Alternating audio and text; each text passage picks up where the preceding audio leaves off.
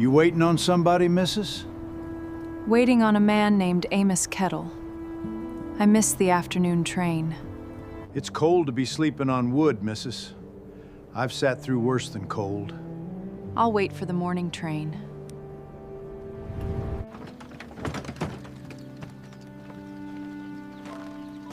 You'd be the woman from the letters. I'd be Rebecca. You'd be late by a day. If you've changed your mind, Mr. Kettle, say it plain. I've been sent back before. I'd rather know now. I didn't send for a wife to look at. I sent for hands and a level head.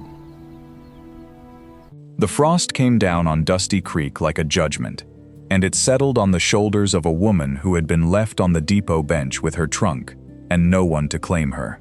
The train had gone east hours ago.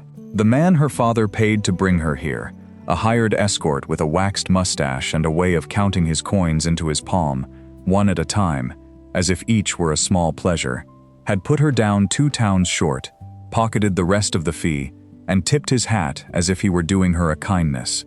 Now the lamps had burned low, and Rebecca sat with a small bundle held tight against her chest. A christening gown she had sewn by hand for a child she had been told she would never have. She did not cry. She had been given away 4 times, and she had learned that tears only told other people where to aim. She was a big woman, wide through the hips and soft in the arms, and she knew what the town would say before it said it, because towns had been saying it her whole life. Her father had said it too, in his way, when he arranged this marriage without asking her, a way to be rid of a daughter who ate at his table and could not be married off pretty. He had called it a fresh start. He had not called it what it was. The depot agent came out once near midnight, an old man with a lantern, and looked at her the way people look at a stray that has followed them home. "You waiting on somebody, missus?" he asked. "I'm waiting on a man named Amos Kettle," she said. "He was to meet the afternoon train. I missed it. I'll wait for the morning one and hope word reached him." The old man rubbed his jaw. He looked at her trunk, at her hands folded over the bundle, at the plain brown dress that had been let out twice at the seams. "It's cold to be sleeping on wood," he said. But he did not offer his stove, and she did not ask. He went back inside, and the lamp behind the window shrank to a coal, and Rebecca sat straight-backed through the whole long night, because a woman with nothing left still has the way she carries herself, and she was not about to set that down on a depot bench for strangers to step over. Amos Kettle came at first light, and he came angry at himself, though it wore the face of anger at her. He had gone to the depot the day before, and found no bride, and assumed he had been cheated of the little he'd sent for travel, and he had spent the night deciding he was a fool for answering an advertisement at all. Then a boy ran up the road to his gate at dawn, to say there was a woman been sitting at the station since yesterday, and Amos had saddled the wagon with his jaw set hard. He drew up to the platform and looked at her, and she watched the look move across his face, the flicker he could not hide, the quick arithmetic of a man who had pictured someone else. He was tall and weathered, maybe 40, with a burn scar creeping up the back of one hand, and a hat he turned in his fingers when he did not know what to say. He said, "You'd be the woman from the letters." "I'd be Rebecca," she answered, "and you'd be late by a day, but I don't hold it against you, since I was the one who missed the train." She stood, and she did not let him see how stiff the cold had made her. "If you've changed your mind, Mr. Kettle, say it plain here where there's no children to hear it. I've been sent back before. I'd rather know now." That straightened something in him. He looked at the ground, then at her trunk. "I've got 2 girls at home, haven't had a proper meal cooked in a year," he said. "I've got a harvest half in the ground, and a note on the land coming due. I didn't send for a wife to look at. I sent for hands and a level head." He lifted the trunk to the wagon bed, as if it weighed nothing. "Get up then! It's a long ride, and the day's already spending itself." The homestead, when it rose out of the yellow grass, near broke her heart, and she was a woman whose heart had learned not to break easy. The house leaned. The barn had lost shingles to some old wind, and no one had climbed up to answer it. A vegetable patch had gone to weed. On the porch stood 2 little girls, and the sight of them told the whole story before Amos said a word. Their dresses were too short. The hems let down and let down again, until there was nothing left to let. The fabric worn thin at the knees, and gray where it should have been white. A man could ignore his own coat gone ragged. He could not, Rebecca thought, look at those two hems every day and not feel it. And she understood then that this man had stopped looking. The older girl was Lily, 7 or 8, with her mother's dark hair and a chin she held up like a shield. The younger was Rose, 5, half hid behind her sister, one small hand pinching the back of Lily's skirt. Amos said, "Girls, this is Mrs. Rebecca. She's come to keep the house. Not wife. House." Rebecca marked it and let it pass, and climbed down from the wagon with what grace a stiff and sleepless body allowed. "You're not my mama," Lily said, flat, ready. "No," Rebecca agreed. "I'm not. Your mama I couldn't ever be, and I won't try to stand where she stood." She crouched, slow, until she was down at their height, her knees protesting in the cold mud. "But I make a good biscuit, and I can fix a hem so it doesn't rub, and I don't leave. Those are the 3 things I've got to offer. You can take them one at a time." Rose looked at her hem where the cold got in at the knee, and looked back up, and said nothing. But she came out from behind her sister, the width of one small step. Inside, the house was worse than the outside had promised. Dust lay over everything, like the place had been holding its breath since the day it lost its woman. There was a cold hearth, a table with 3 mismatched chairs, a single window curtain hanging by half its rings. Rebecca stood in the middle of it with her bundle still against her chest, and for one moment, the size of the work threatened to fold her. Then she set the bundle carefully in the trunk, under her folded shawls, where the christening gown would lie safe and unseen. She tied on her apron. She found the flour, weevil thin but usable, and the last of the lard, and she built a fire in a hearth that had forgotten how to draw and coaxed it until it did. By dark there were biscuits, and there was bean soup with the one ham hock she found hanging forgotten in the cold room, and there was coffee, sugared thin, because the sugar was near gone and she stretched it. Amos came in from the field and stopped in the doorway, and breathed in like a man surfacing from underwater. He did not thank her. He sat, and he ate 3 helpings, and the not thanking was its own kind of thanks, because Rebecca had learned to read men who had forgotten how words worked. Lily ate with her eyes down. Rose ate 2 biscuits, and reached, quiet as a mouse, for a third, and Rebecca slid it onto her plate before the child had to ask. That first week she did not try to win them. She worked. She scrubbed the floor on her knees until the grain of the wood came back pale and clean.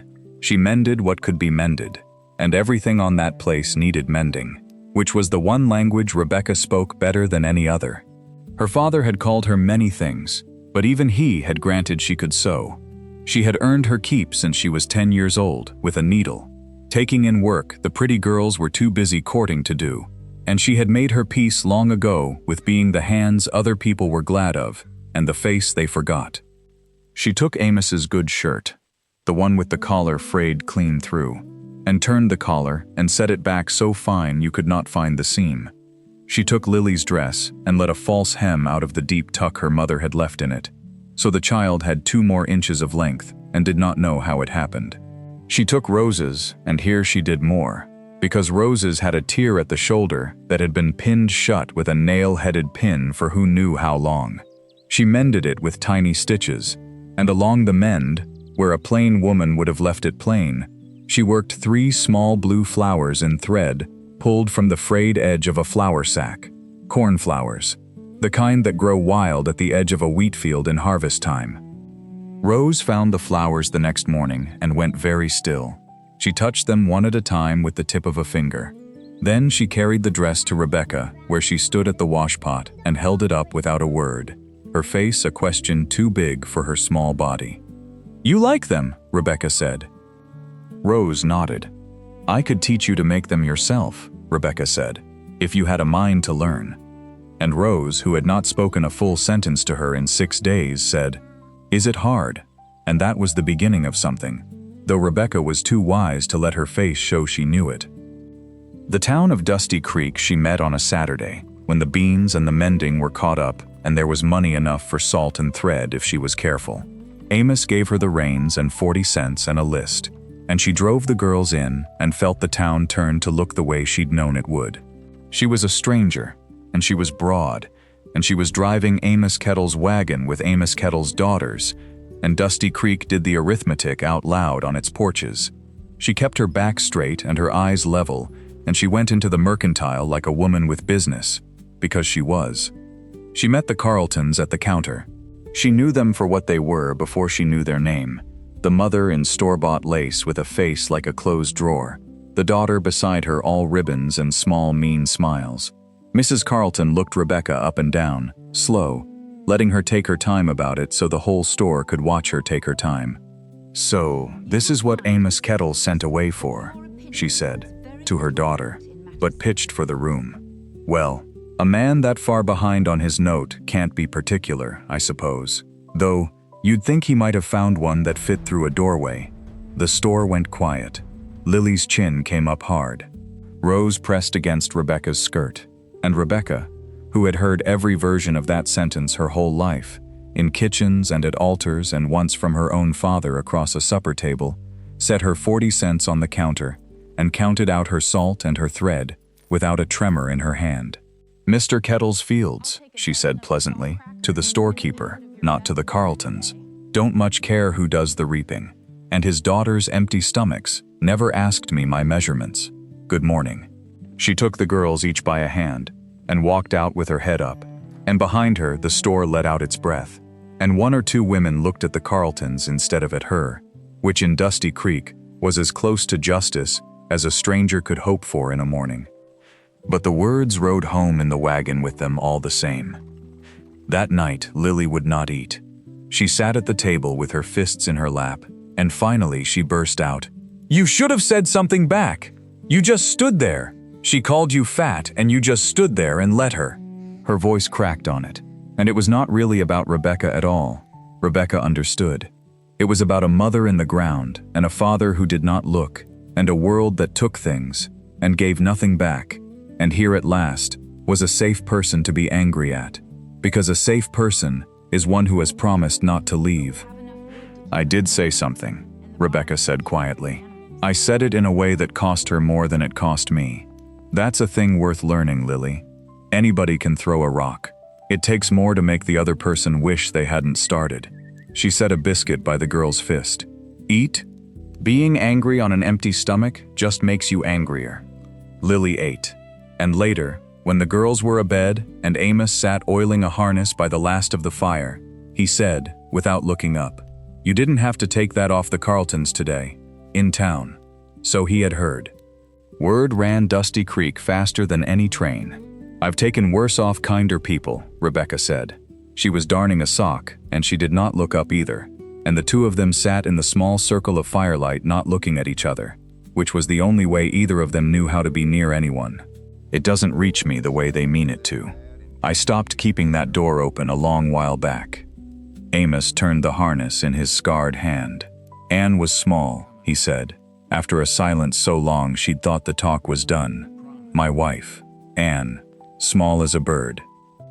I always thought she'd have blown clean away if the girls hadn't held her down." He stopped. His throat worked. "She died bringing Rose. Doctor was 2 towns off. I was in the north field when it started, and I didn't come in fast enough. So," he set the harness down, "I don't much like the Carltons of the world. But I'll tell you the truth, Mrs. Rebecca. I stopped looking at anybody a while back. Easier than looking and remembering." It was the most he had said to her since the depot, and it told her everything about the leaning house, and the untended barn, and the daughters gone gray at the hems. This was a man buried alive in his own guilt, keeping house with a ghost. She threaded her needle and let the confession sit in the warm air between them, without grabbing at it, because she knew that a thing said in the dark can be frightened back into silence if you turn toward it too fast. "I'll thank you not to blow away then," was all she said, and Amos Kettle, God help him, almost smiled. The weeks that followed were made of small mercies, and Rebecca built them one at a time, the way she built a seam, stitch after stitch, none of them much on their own. She and Rose sewed by the window every afternoon when the light was good. The child's tongue caught between her teeth as she chased Rebecca's stitches. Rose had a gift. Rebecca saw it clear within a fortnight. A natural hand that Rebecca herself had only ever gotten by 10,000 hours of hard practice. The girl could see how a thing should lie before she'd made it lie that way. One evening, Rose looked up from a sampler and asked, so soft Rebecca nearly missed it, "Is it wicked to be good at something? Papa says pride goes before a fall." "It's not pride to be good at a thing," Rebecca told her. "Pride is thinking it makes you better than the folks who aren't. You can be the best needle in the county and still hand your seat to a tired woman. Being good at something is a gift you were given. What you do with it is the only part that's yours." Lily thawed slower, the way older children do, because they remember more and have more to guard. But she thawed. She started leaving the door open when Rebecca came in from the henhouse. She started saying, We're out of eggs. We need more wood." Small words that let Rebecca in a little further each time. And one night, when a fever ran through the child and Rebecca sat up with cool cloths till dawn, Lily woke in the gray light and looked at the woman slumped in the chair beside her bed and said, "Thick with sleep, you stayed." Not a question, a discovery. Rebecca smoothed the hair off her hot forehead and said, "Told you I don't leave. It's the one thing I'm sure of about myself." And Lily, too sick to keep her guard up, let her hand be held. Amos changed the slowest of all, and Rebecca did not push him, because she had learned that a man like that will bolt if he feels the halter. But the house was warm now, and the barn was patched. She'd shamed him into the shingles by climbing the ladder herself with a hammer until he'd come and taken it from her hand, growling that she'd break her fool neck. The note on the land she'd looked at the truth of one evening, when he left the paper on the table, and she'd said, plainly, "You're $40 short of the autumn payment, and the harvest fair pays a purse for the best of things. I mean to enter." He'd looked at her like she'd spoken in tongues, but he had not said no. There came an evening when he brought her a thing. He came in from town with the supplies and set on the table, beside her work basket, a small paper twist. Inside was a brass thimble, new, bright as a button. "Yours had a crack," he said, gruff, already turning away, already reaching for a reason to be busy. Saw it in the mercantile, weren't but a few cents. It was the first thing that man had bought for a woman in 3 years, and they both knew it, and neither of them could bear to say it. So Rebecca only closed her fingers around the little brass cup and said, "It fits," which it did, which was, between the two of them, a whole conversation. That might have been the night the ice broke clean through, except that a man drowning in guilt keeps a store of it to pull himself back under with. Amos looked at his own hand closing the door and stopped, and Rebecca watched the warmth go out of his shoulders, as sure as a lamp turned down. "I shouldn't have," he said, "and it wasn't about the thimble. I bring women out here and Anne came out here happy, you understand. Bright as a penny. And this place used her up, and I let it, and I buried her under that cottonwood before she was 25. I ruined the women I bring here. You'd do well to remember that, when you're minded to think kindly of me." And he went out to the barn, and did not come back until she'd long gone to bed, and Rebecca sat with the little brass thimble on her finger, and understood that she was not fighting the Carltons for this family. She was fighting a dead woman's memory, and the poor foolish love a man carried for it, and there is no fair fight against a ghost. She might have lost her nerve then. Instead, she took out the christening gown. She had not looked at it since the depot. She unfolded it now by the low fire, the small white dress she had sewn stitch by stitch in the years when she still let herself believe a child might come. Before the last doctor, before the word he used, before her father decided a barren, wide daughter was a debt to be settled. Every stitch in it was a prayer she'd stopped being allowed to pray. She held it, and she let herself feel the whole weight of it for one moment, alone, the way she never let herself in the light of day. Then she folded it back. She was not the sort to keep a grief and starve on it. She had 2 girls in the next room who needed her, gift enough for any woman, even one the world had marked as having none coming. especially her. The harvest fair fell the same week the note came due, which Rebecca did not think was chance, so much as the way trouble likes to travel in a pack. Word came too that the Carletons had put their weight behind a thing at the fair, a matter to be raised before the town council sitting, who met on the fair green each year to settle small business while the whole county was gathered. Mrs. Carleton had let it be known, in the mercantile, in the churchyard, that it was a scandal for Amos Kettle to keep two motherless girls in a failing house with a woman he'd never rightly wed, a stranger, a mail-order thing of doubtful character, and that the Christian remedy was to place those children with a proper family who could raise them right. Her own, she gave the town to understand, stood ready. Rebecca heard it from the storekeeper's wife, who had come, in her quiet way, to be something like a friend, and who told her not to wound her, but to arm her. The two of them stood in the lane behind the mercantile with a crate of eggs between them, and the woman kept her voice low under the noise of the street. "They mean to take the girls," Rebecca said, and the eggs in her arms did not so much as rattle, though her heart was going like a hammer. "They mean to try, on the fair day, before the council, with everyone to see." The woman glanced toward the porch, where two men leaned, and did not look at them, and heard every word. "The Carletons carry the note on half this valley, Rebecca. Men owe them. When a Carleton asks a favor of a council, the council remembers what it owes. I'd not want you walking into it blind." She reached out and pressed Rebecca's wrist once, quick, the way a shy woman gives all the comfort she knows how to give. "You've done more for those children in a season than that house saw in 3 years. It ought to count for something. Whether it will, I can't promise you." That night, Rebecca did not sleep.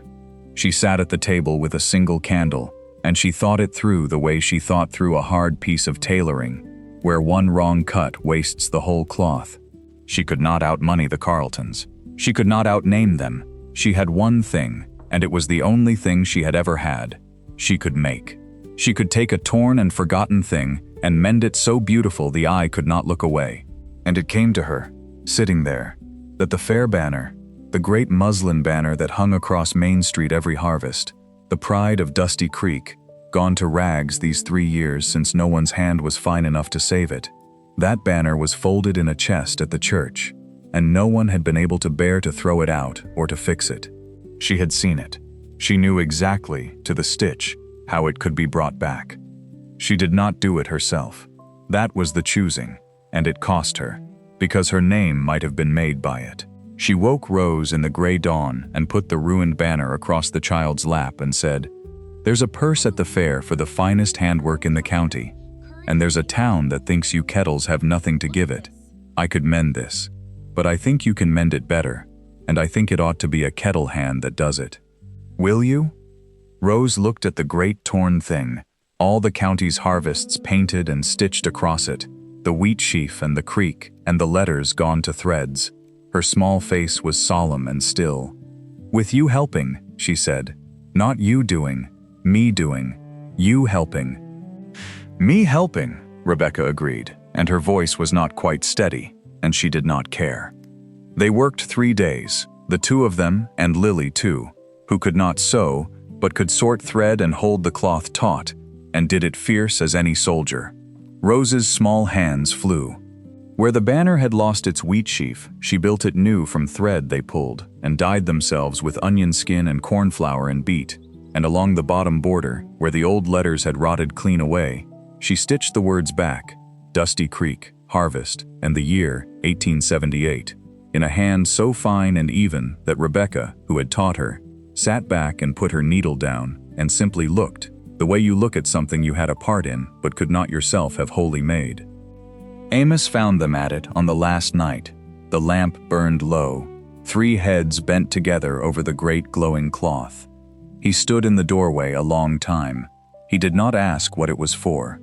He looked at his daughters' faces, lit up and living, and at the woman between them, and something moved across his own face that had been frozen there since a cottonwood tree and a doctor 2 towns off. He said roughly, "You'll ruin your eyes in that light." And then he did a thing he had not done. He crossed the room and he took up the far corner of the banner and held it steady for them so the light fell clean. And he stayed, holding the cloth, until the last stitch was set. It was not a word of love. In that house, it was better than one. The fair day came bright and cold and loud, the whole county pouring into Dusty Creek, wagons and horses and the smell of frying dough and cut hay. And there across Main Street hung the banner, raised at dawn by the fair committee who had opened the church chest expecting rags and found instead a wonder. The town stopped under it. People pointed. Word ran. The Kettle girl. The little one. Amos Kettle's Rose, 5 years old. Would you credit it? And the new woman taught her. The big one. The mail-order one. Sews like an angel, they say. The Carlton's own banner work, entered proud in the handwork tent, sat forgotten. All of Dusty Creek stood in the street, with its head tipped back, and for once, the arithmetic on the porches came out in the Kettle's favor. But the Carltons did not fold their hand. At noon, the council sitting was called on the fair green, the magistrate at a plank table with the town gathered thick around, and Mrs. Carlton rose in her store-bought lace and made her case cold and clear. The failing farm, the note near default, the 2 motherless girls, the stranger woman of unknown character living unwed under a widower's roof. It was a scandal, she said, and a danger to the children's souls, and the Christian thing, the merciful thing, was to place little Lily and little Rose in a home of standing, where they'd be fed and taught and raised in the fear of God. She had, she reminded the magistrate, always been a friend to this council. The magistrate looked at his hands. Men in the crowd looked at their boots.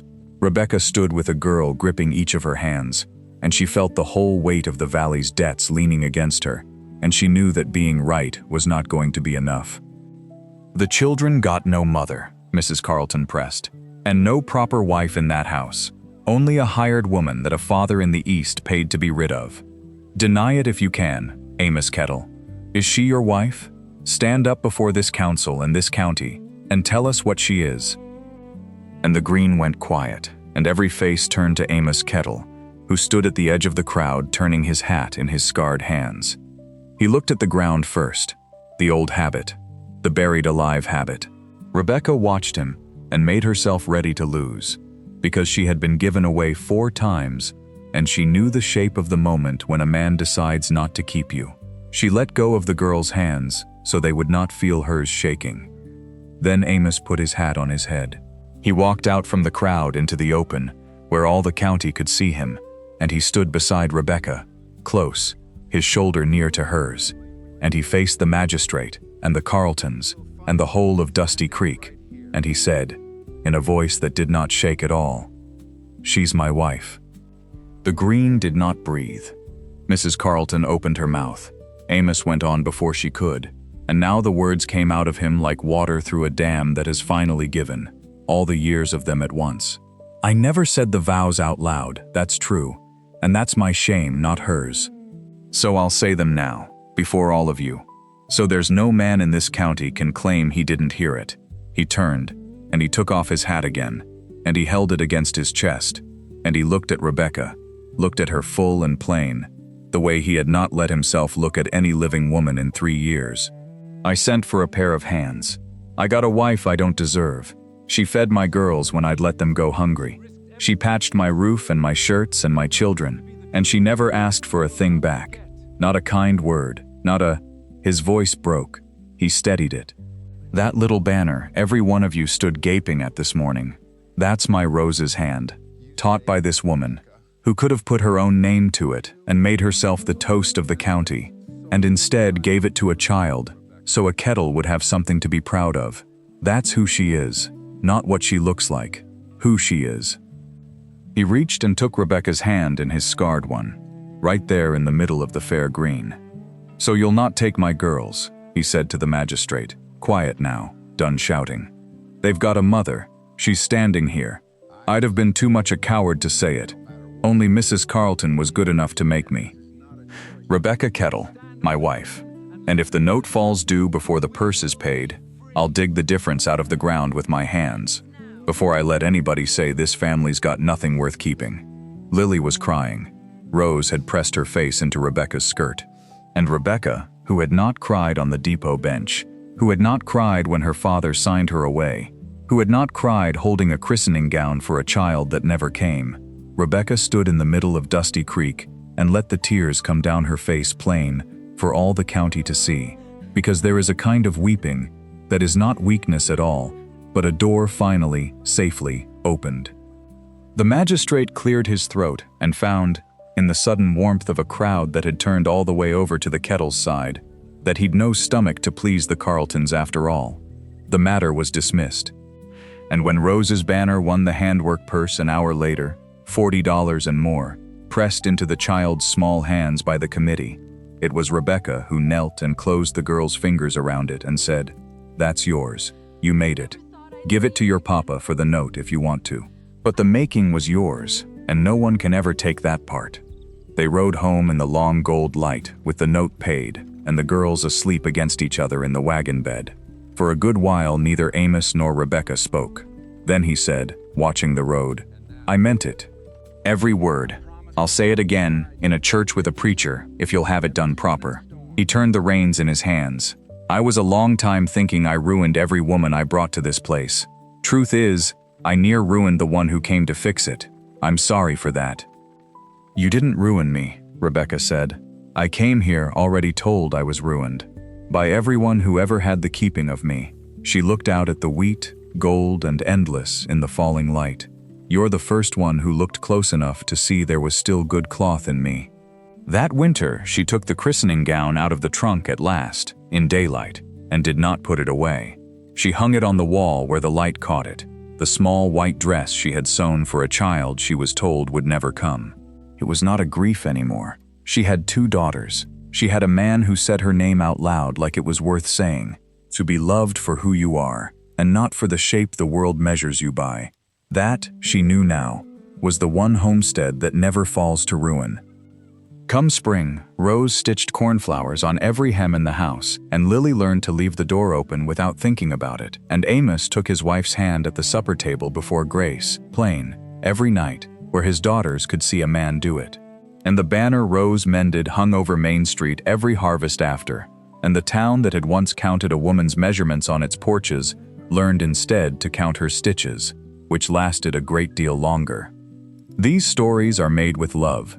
If this one stayed with you, subscribe to the channel, and I will keep telling them for as long as you care to listen. That is all I ask.